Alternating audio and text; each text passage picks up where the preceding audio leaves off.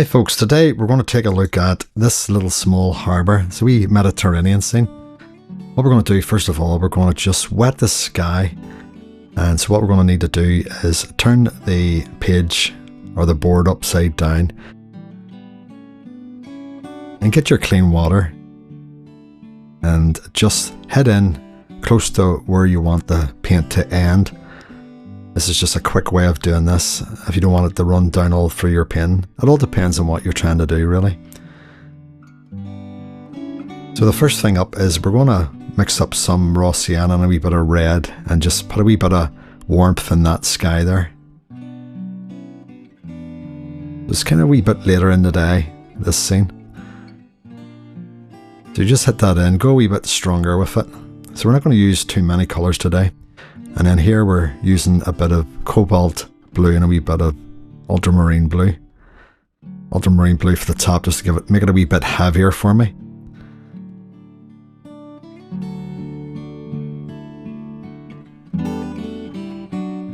And then I've mixed the three primaries together here. The blue, the raw sienna and the red. And that'll give me a nice neutral grey colour for the dark clouds. And what we just need to do is just need to use our brush just to clean up any areas where we've been getting a bit of pooling.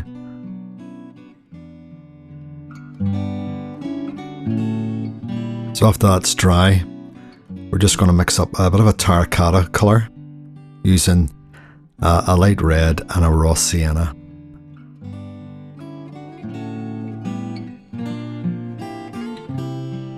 Always a wee bit stronger than what you think, but then when it dries out.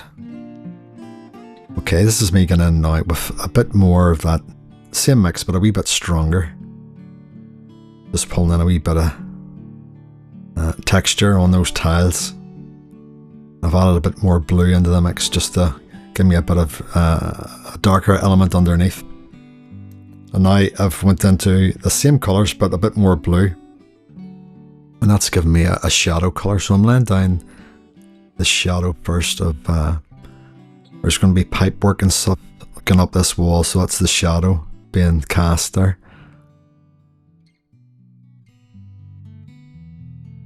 You can do this either way. You can put the elements in first, the elements as in the pipe work or the detail, and then put the shadow in. Else you can put the shadow in first and then put the object that's casting the shadow in.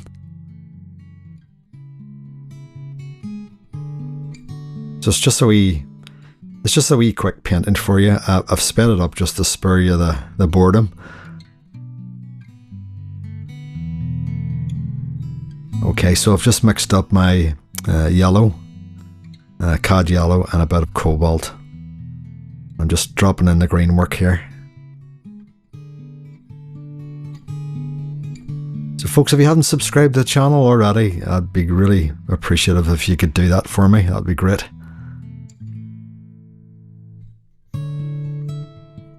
Alright, so what I've done is I put more of the ultramarine in there. And that's for the shadow part of the trees and the hedges and bushes here. So you can do that with all your green work.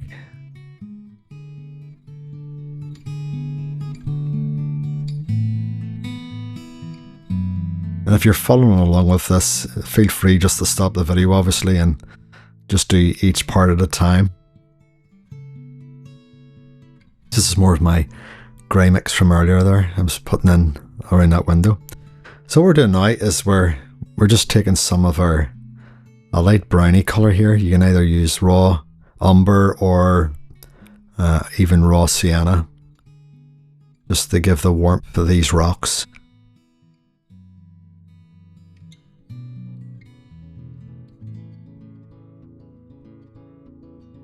A lot of these images are ones that I've got from Pixabay probably years ago, and then they sit in my folder, and then one day I just get the urge to paint it, and it's always hard to remember exactly the source.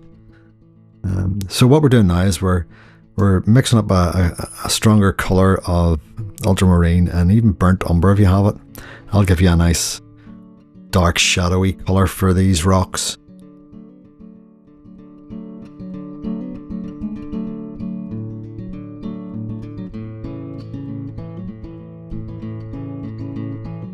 So you're just kind of looking at your source image and then just almost squinting your eye and just trying to get a feel of it. Okay, this is a bit of a grey colour here.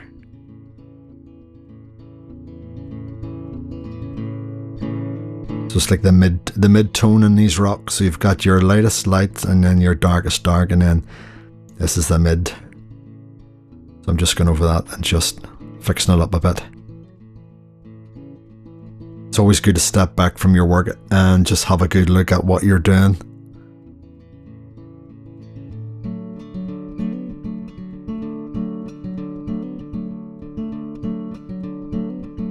Okay, just giving that a wee spray there just to let it soften up for me. And then just taking some of that raw sienna and just potting it in along the middle distance there.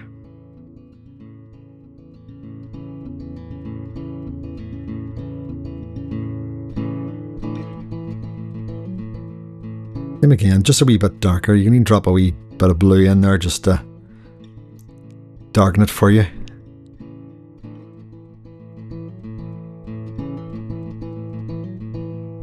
And then just bring it around the boat there.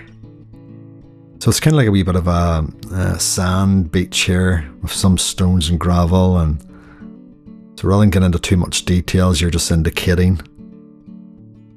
And that's the wee kind of slipway.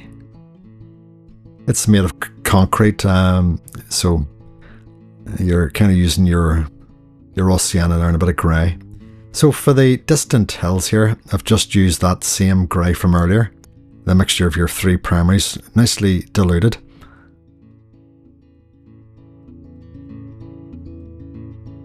And then I threw a bit more cobalt in there.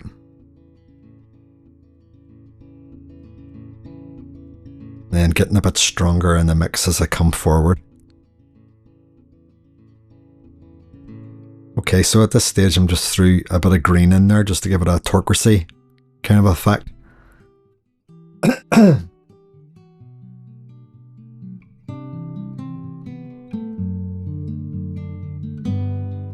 This is going to be built up in layers, so don't try to take it all on at once. You're just laying a foundation.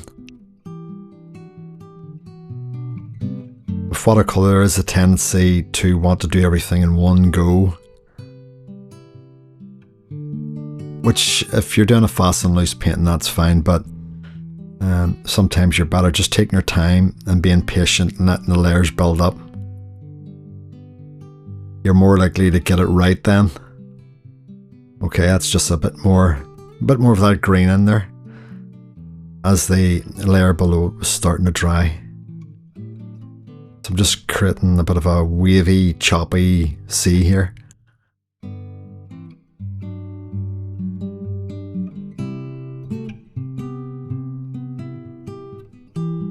And then in with more of that raw sienna onto the rock, and then we'll drop in a bit of darker stuff just down at the bottom of it.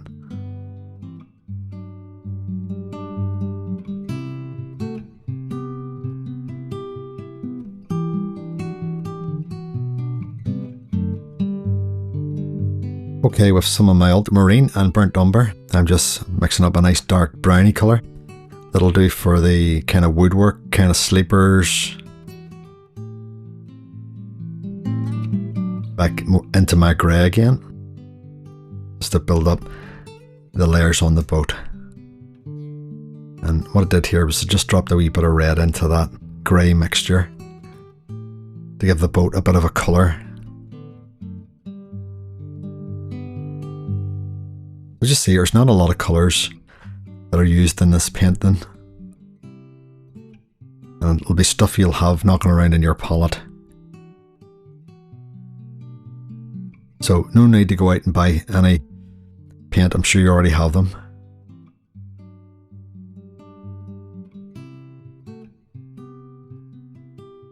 There's a little cabin part of the boat there, and I'm just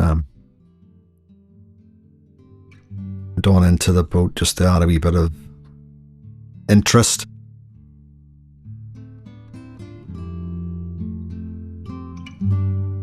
This could be a couple of people just sitting under the tree there. Just leave something to the imagination.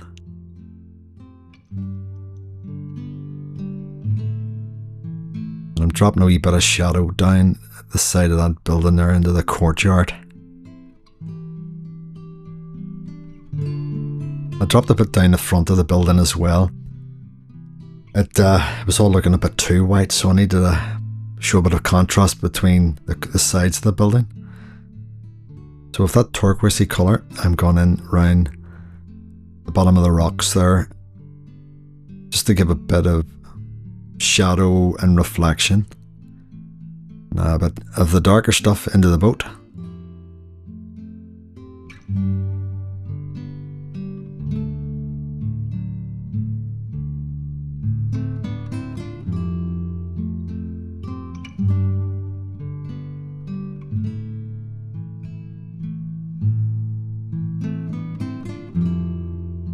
Just dabbing here and there, just giving little bits of areas of interest. It's a bit of nonsense really, you're painting, but it just helps to create areas of interest. And with the same kind of darker turquoisey blue colour, I'm just creating a few wee ripples and waves.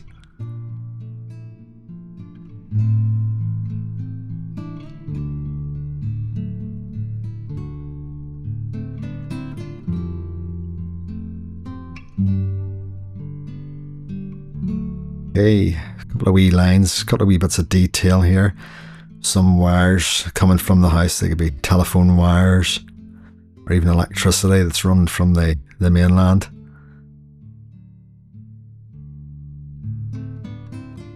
Wee bit of detailing on the rocks here, just to get a few wee cracks and so on. Don't overdo it, just keep it simple.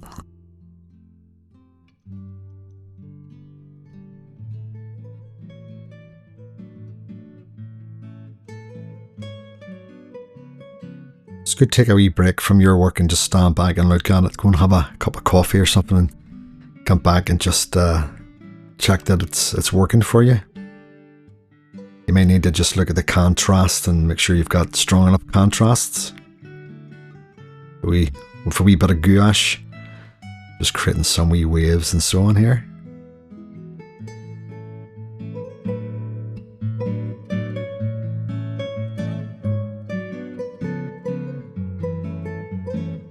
Little waves splashing up against the rocks.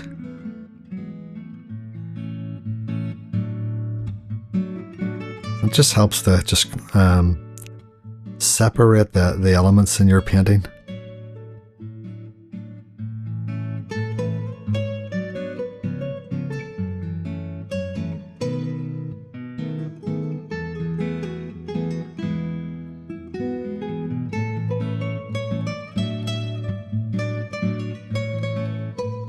Some more little ropes coming from the boat. And a few little birdies, why not?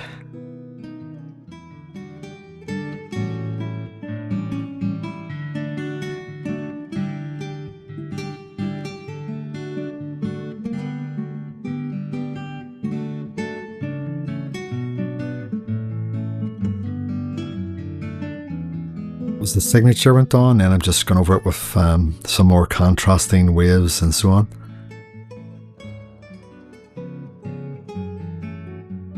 Okay, there's the wee mount on, just to show you how that looks and how it looked like framed up. And what I'll do is I'll give it a few minutes and then come back and add some more little bits and pieces that I feel it needs. But that is pretty much it, folks. So do watch other videos that deal with this subject matter, and you'll get a bit of an idea of what's the mind behind the art. So until next time, just keep those brushes wet and just keep at it, and you will see progress as you go. All the best for now, folks.